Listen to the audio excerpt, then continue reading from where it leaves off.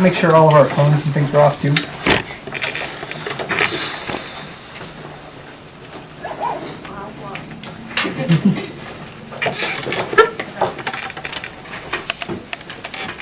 So, good afternoon everyone. I'm Allison Ramirez and my topic is on the copyright law. Before I begin, I'd like to thank my mentor, Mr. Weinstein. Not only have you been my mentor for the past 7 months, but you've been my mentor for the past 4 years of high school. Thank you. And my community evaluator, Mr. Dave Mattis, for being here. Thank you for taking time out of your day to watch my presentation. And also my family, so my cousin Joshua and my mom are here, and my friends. Thank you so much. And also the family of my friends that are here. Thank you for being here as well. Alright, so there are many creative artists that you may know. They may be your family members, your friends, students, people that you pass by in the halls. They could be photographers, actors, singers, sketch artists. Now specifically, I'm going to talk about those who enjoy making films. So in 2005, YouTube began as a social media site that shares videos and promotes itself with the slogan, broadcast yourself. Now allow me to tell you a story about a 9-year-old girl, supremely ambitious, wanting to be an Academy Award-winning director one day. She finds out about YouTube and its slogan, broadcast yourself, and amazingly, she thought, wow, since I want to be an Academy Award-winning director, how about I put my videos on YouTube? So soon enough, she gets inspired by new music that's released by her favorite band, and she makes videos with her sister and cousins, and soon enough puts it on YouTube. Now putting it on YouTube, she accumulates 100 views, 200 views, 300 views, and soon enough, almost 700. She's so excited to see the video the next day. Wow, I can almost get 1,000 views, until this shows up. She's absolutely devastated. What's a copyright? Who's WMG? How can they just say sorry about that? Now this was made possible by the copyright law, which brings me to my essential question. Should the copyright laws change? My answer to my essential question is yes. The copyright laws should change due to it not being understood clearly, therefore encouraging piracy. It makes artists greedy, and that it should reflect the patent terms. Now I will cover what patents are in my presentation. The counterclaims to my answer are, it encourages creativity, and it allows profit. The structure of my presentation today will be my background, my argument, the counter-arguments, and my conclusion. So first off, I'd like to talk about what copyright is a part of. It's not just one single thing. It's a part of this large family called intellectual property. Now the first member of intellectual property are patents. Now from a show of hands, how many people own iPhones? Thank you, hands down. How many people own Androids? Thank you, hands down. Toshiba laptops? Dell computers? Apple computers? Thank you. Amazing enough, these all have patents to them. Even this clicker that I'm using has a patent to it. Now what's a patent? A patent is solely alike to a recipe, a blueprint of so making an invention. The second part of this family of intellectual property are trademarks. Now, how many of you know Nike? Well, everyone in the room, thank you. So, Nike has a trademark of Just Do It. And I own a sweatshirt by Nike, and it says Just Do It. So, Nike has the trademark right to put Just Do It on about anything, on shoes, t-shirts, electronic bracelets, about anything they want. Now, the third member of this family of intellectual property that I will cover in my presentation is copyright. Now, what's under copyright? Well, aside from inventions and catchy slogans, what's a part of copyright are books, paintings, photographs, sculptures, films, music, even the sold clothes that you all are wearing today are a part of a copyright. So many people do not know, but copyright is actually a right. It's in our United States Constitution. Article 1, Section 8, Clause 8. And reading directly from the Constitution, to promote the progress of science and useful arts by securing for limited times to authors and inventors the exclusive right to their respective writings and discoveries. Now, what does this mean? Allow me to simplify this for you. To promote the progress of science and useful arts means to simply encourage and support.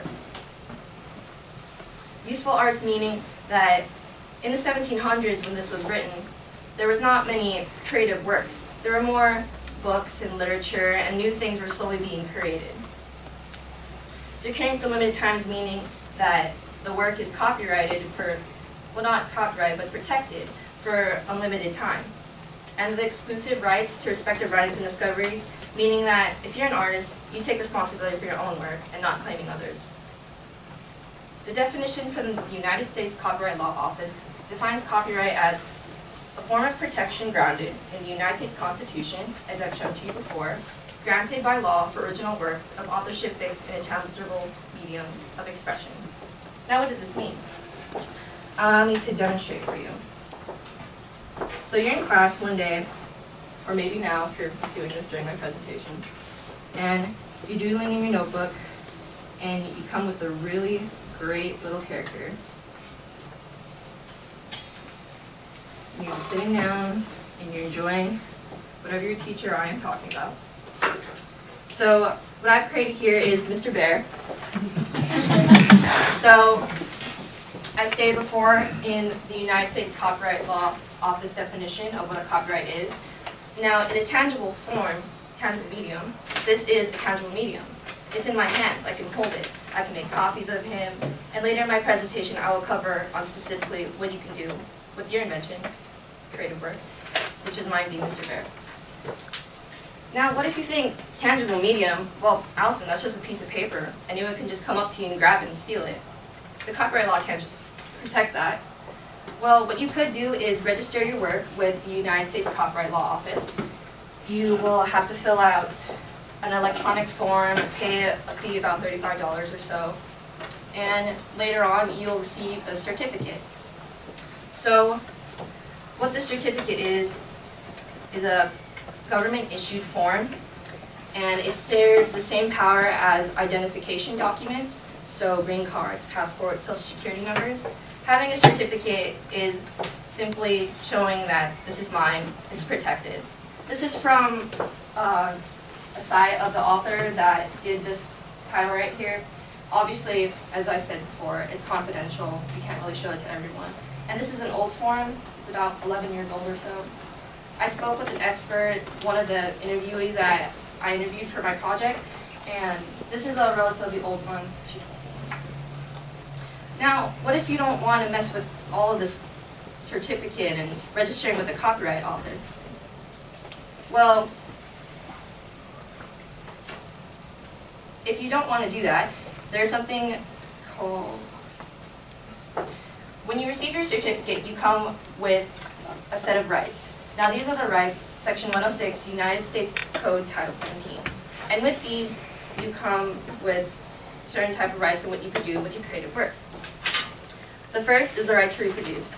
So what I could do with Mr. Bear is make a bunch of copies of him. The second is to create derivative works.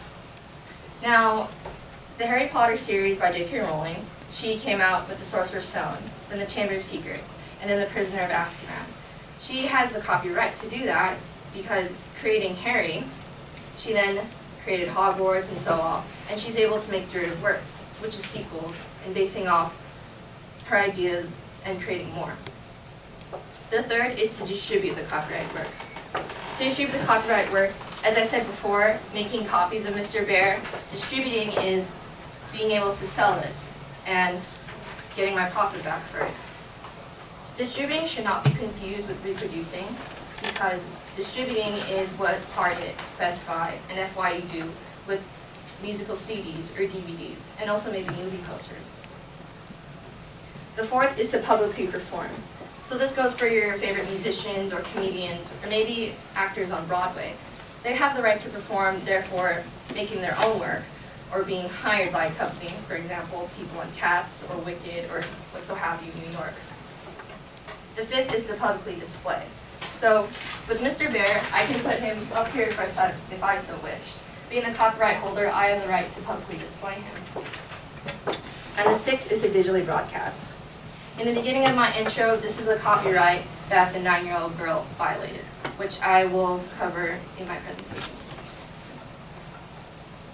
So what if you don't want a certificate, or the copyright holder's rights are a little overwhelming, and you just want to use something for free? Well, there's something called the public domain. Now, the public domain is like to an open field, or maybe even a library. Now, as I said before, the public domain is not a real place. This is a visual of a library in the Milk Abbey in Austria. So what's in it are physical things, from books to music to literature to pictures. Examples of what's in the public domain are Shakespeare, Beethoven, silent films, Leonardo da Vinci's Mona Lisa. Now, is everything in the public domain just old dusty books? Not necessarily. What's in the public domain is copyrighted materials that terms expired.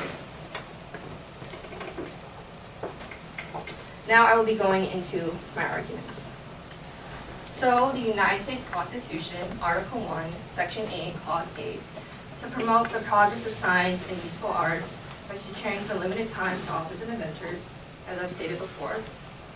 Now Joseph, could you define this for me simply in about 3 sentences or so? It's to promote the progress of arts by an author or inventor for a limited time. It's really hard to define, right? Well, that's, as I said before in my answer, that the copyright law is hard to understand. Well, okay, that's a given. I mean, the Constitution is written in a lot of heavy language from our founding fathers. How about a foreign protection grounded in the United States Constitution, and so on? And if I read this, if I didn't demonstrate my picture of Mr. Bear, from a show of hands, how many people will understand this? Proves my point.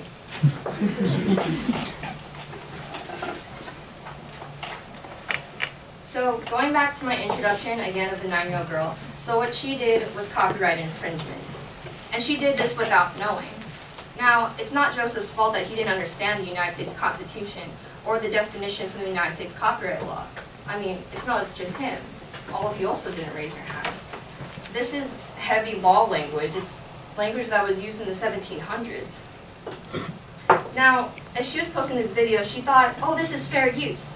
And to briefly go on what fair use is when you take a copyrighted material and you're not using it for the sole purpose of making money, you just want to fairly use it. So some people may think, oh, these great videos on YouTube, why are they getting taken down? They're not making money. Not necessarily. It's not the author or the user posting the video that is getting the money. It's YouTube. Now from a show of hands, when you watch something on YouTube, how many hate those annoying ads that pop up? That's how YouTube is making their money.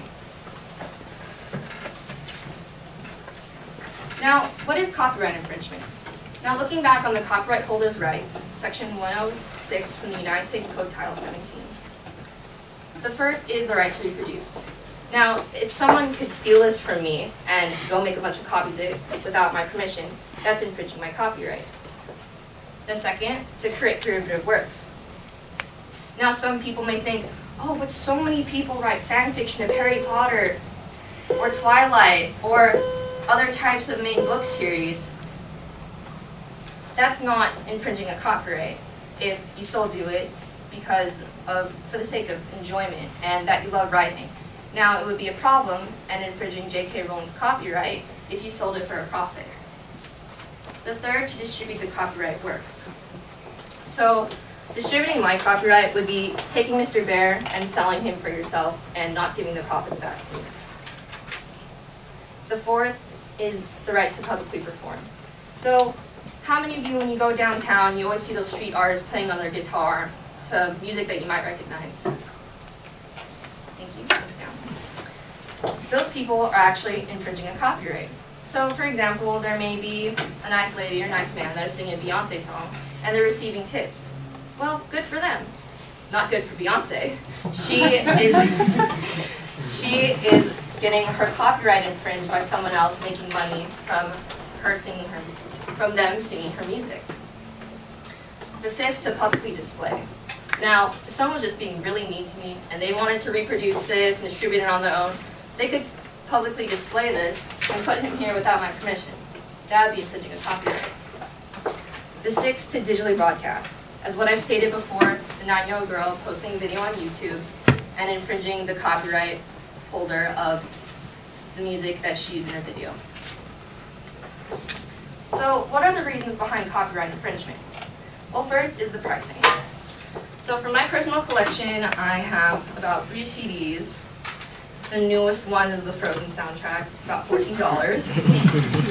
So this, I don't necessarily remember how much these were, but let's say these were both $10. Now I'm not very good at math, but that's why I have a calculator. So 10 plus 10 plus about $15. This is $35 that I'm holding in my hand. Now with the DVDs, I would relatively say around, everyone owns about 4 DVDs or so. Now these were about $10 to $5 each. I bought the new Frozen one, it's about 15. So that's about 30 plus 15 plus, this is about $80 that I'm holding in my hand right now.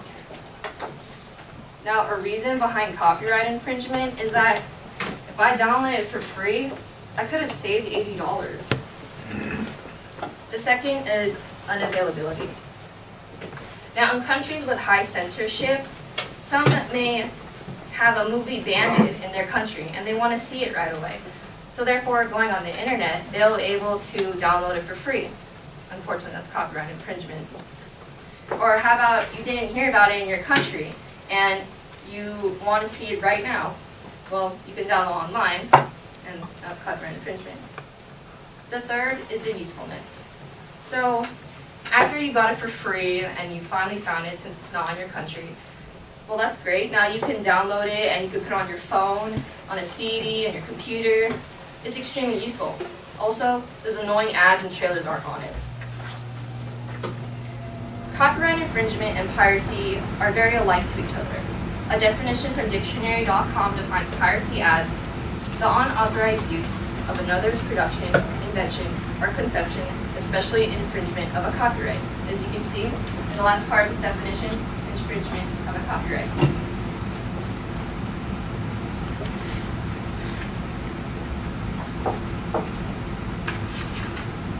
So, is piracy wrong?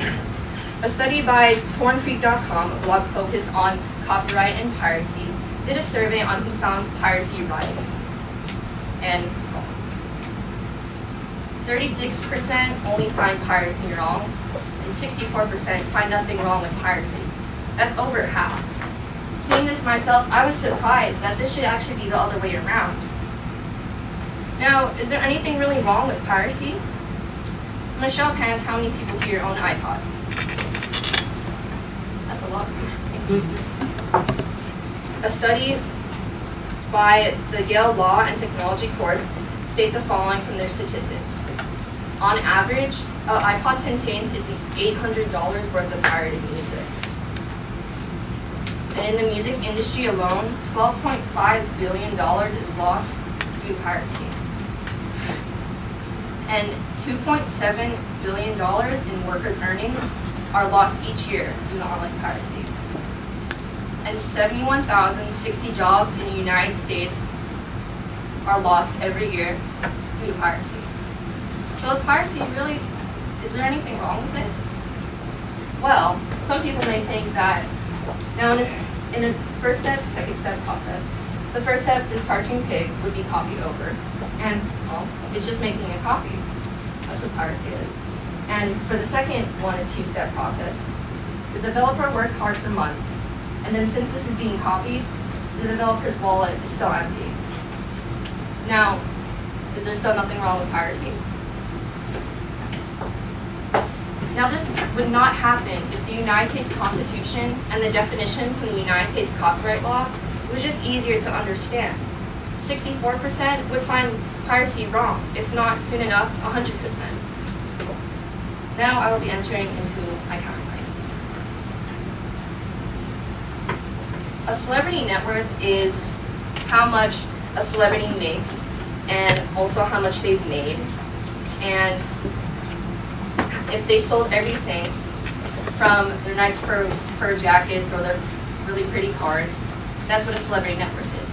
Now these statistics are from celebritynetwork.com. So many of you may or may not know Beyonce, Queen Bee. She is worth $350 million. And now some of you may love him or hate him, but Justin Bieber net worth is $260 million, which means he makes $50 to $70 million a year. It's a lot of money. Now looking at the terms, let's see how long Beyonce and Justin Bieber will make that money. This information is from the United States Copyright Law Office and also from the experts that I've interviewed. Now, a strong argument from the experts that I interviewed, Trevor Storehall, who works at Viz Media, states that copyright terms should be alike to the patent terms. As you can see here, from the 1700s, copyright was only 14 years after publication. And throughout history, the debate lies right here. In 1978, a copyright was for the life of the author plus 50 years. And currently, the copyright is the life of the author plus 70 years. Now, why is that so different from patents? And why is it so short? So for your iPhones and Androids that I've stated previously, explaining patents, how many people are going to care about their iPhone in 2023 or 2043? It'd totally be obsolete. Now, as the patent term is short, it's allowing new technology to be formed and new things to be invented. But for the copyright, if everything was still copyrighted and it's not encouraging artists to create new work, then creative works won't progress. Now, how many of you recognize this silhouette? Got everyone? Thank you. So, in a study by Joseph Menn, he did an article about Mickey Mouse, and from a statistics from a market research, 97% of everyone in the United States recognized Mickey Mouse. That's outbeating Santa Claus. Now this chart is from Creative Commons, which is an organization that promotes usage of creative licenses. And as you can see here, in 1909, right here at the orange, to 1976, the copyright term was 28 years after publication. And then in 1976, the copyright was an author's life plus 50 years. And then with the Sony-Bono Act, established in 1998, it extended from what I've stated before, the author's life plus 75 years. Now, as you can see here, the Walt Disney Company produced Mickey Mouse, as you have all recognized in the previous slide, and Steamboat Willie was produced. As you can see here, if the copyright term stayed the same and was elaborated, then Mickey Mouse would be into the public domain. Thus, everyone will be able to use Mickey and produce them in their own works. But as you can see here, as Mickey was about to reach his copyright, the term was extended. Now, how is that possible? With the expert that I interviewed, she stated that Disney lobbied Congress, which then I found in my research that Disney so did. In 2023, from 1928, Mickey will be 95 years old. Now, is that right, since everything in the public domain has been aged and old and dusty? Shouldn't people be able to use Mickey? So, many of you may or may not know, but Little Mermaid was produced in 1989. And some people may or may not know, but that's actually by Hans Christian, who wrote a fairy tale by the same name. Now, Disney has been using public domain stories, so why can't they let Mickey enter the public domain? Now, as I've shown you before, Frozen has made $1 billion in the box office worldwide, and right now it's still in theaters. Many of you may or may not know, but that's also a story by Hans Christian called The Snow Queen. Now again, if Disney is using these stories from Hans Christian and other artists, then why can't they let Mickey enter in the public domain? Many of the Disney princesses and all the stories that they use are by other artists. So, going back to my answer, and to conclude my presentation, the copyright laws should change. It's hard to understand. It encourages piracy, thus showing from the statistics before. It makes artists greedy, as I've shown with Disney, that lobbying Congress to extend the life of the mouse is a little outrageous. And the third, to reflect patent terms. As I've shown before with the term chart, that the copyright terms should reflect on the patents, therefore encouraging new creative works as technology is. And for the counterclaims, it encourages creativity, yes, though piracy and copyright infringement is being a result of it. And also, it allows profit, though imagine if Beyonce and Justin Bieber were making all of that money for another 75 years. So before I finish my presentation, the 9-year-old girl that I stated in the beginning was actually me. And she's here presenting in front of you today.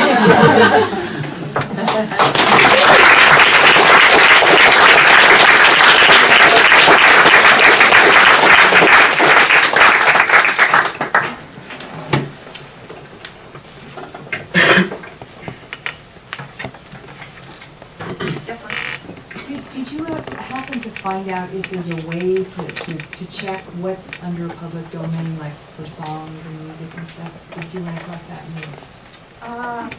Yes, there are ways to check what's in the public domain. So to check what's in the public domain, first you'd have to check when it was made and the artist. I'm not sure if I asked my expert this, but there's not necessarily a site, as I've said before. The public domain is not like a real place. So to check what's in it, you would have to do some of your own research or find resources.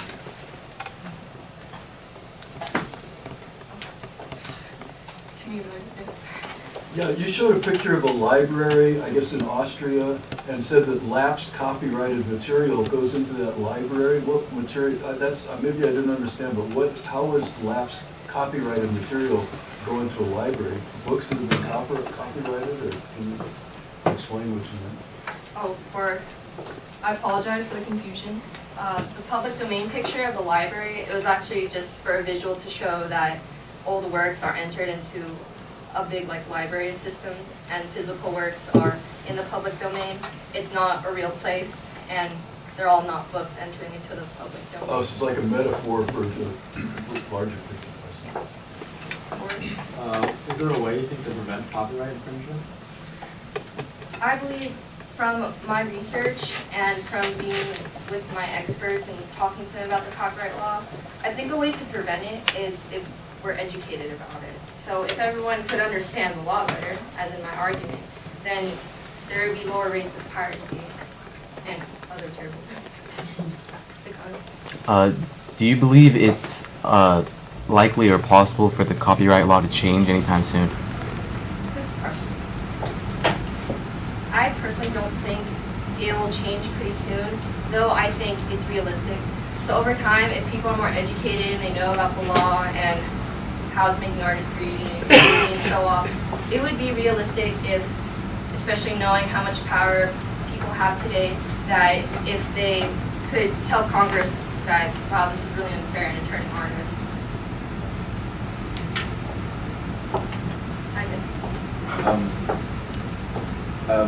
When the human genome was first mapped, there was a lot of controversy over whether to patent what the findings were or not. Is there a law against what you can and cannot patent for the benefit of the public? I think from my research that there's no limit on what can be patentized or not.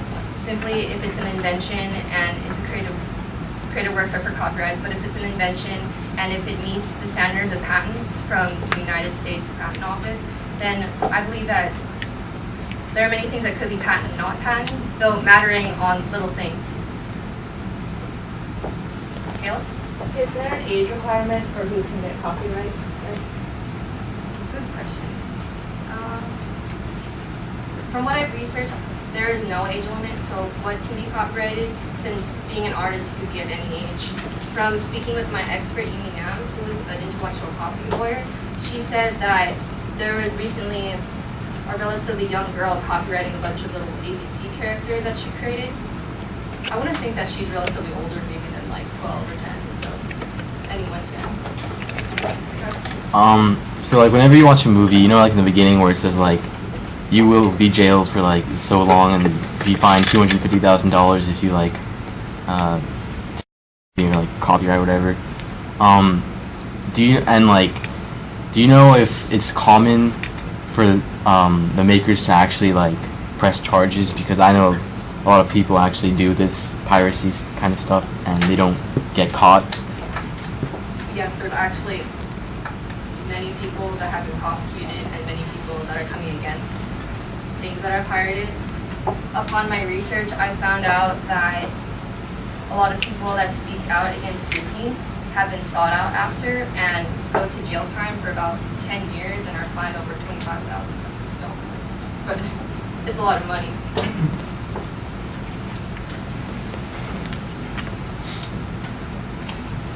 All right, so we'll finish that thing.